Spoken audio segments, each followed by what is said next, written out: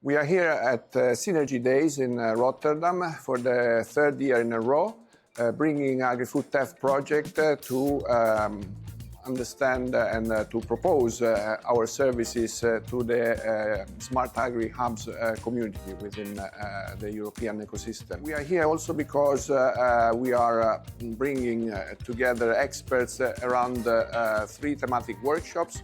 One dedicated to data spaces and to valorization of data in the agri-food sector.